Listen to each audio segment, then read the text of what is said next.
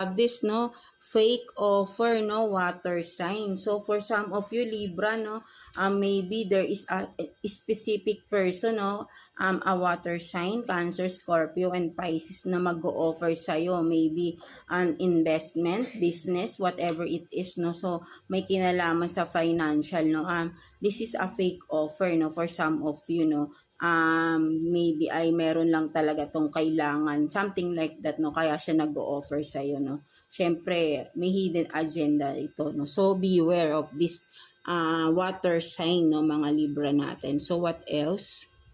So you have this, no, lover enemy, no, pa kay Gemini kanina baligtad naman, no. So meron dito, no, lover enemy, no. So maybe literally, no, ang iyong partner ay lagi kayong magkaaway, no. So kumbaga parang kung sa finances, no, hindi kayo nagkakasundo, no, something like that, no. But then meron ka rin ditong friend, pwede kang humingi ng tulong sa iyong friend, no, something like that, mga Libra, no. Maybe ay may problem kayo financially, no. Wag kayong mahiya na to lumapit sa inyong friend, no, sa inyong trusted friend, no. Makakatulong siya sa inyo, sa inyong regarding financial, no. So kung may kailangan kayo, no, kung manghihiram kayong pera, no, maybe this friend of yours ay matutulungan ka, no, kung sino man ito, no.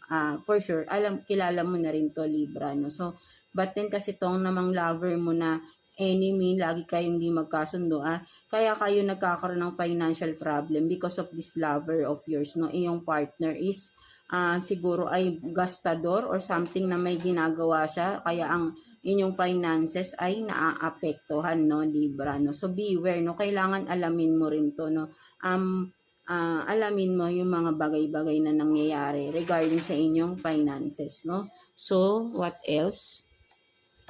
So be patient, not the right time for action. So maybe for some of you, kung may mga nalalaman na kayo regarding sa finances ninyo, bakit nagkakaroon ng problema, no? But then, wag niyo munang komprontahin kung sino man itong tao na napapaghinalaan nyo na may ginagawa, something like that, no? So, hindi pa to yung tamang panahon, no? So, hayaan nyo si universe ang magbigay ng sign para sa inyo ay kumilos na, no? Kung ano yung dapat nyong gawin sa sitwasyon, no, mga Libra natin, right? No, so be patient, no. Kung ano pa yung mga ibang ginagawa nyo, trabaho, business, continue nyo lang, no. Yung mga taong hindi nagdudulot ng maganda sa financial ninyo, finances ninyo, ay si universe na munang bahala doon, no. So bibigyan niya kayo ng signs, no, to take action, no, in the right time, no, something like that, no.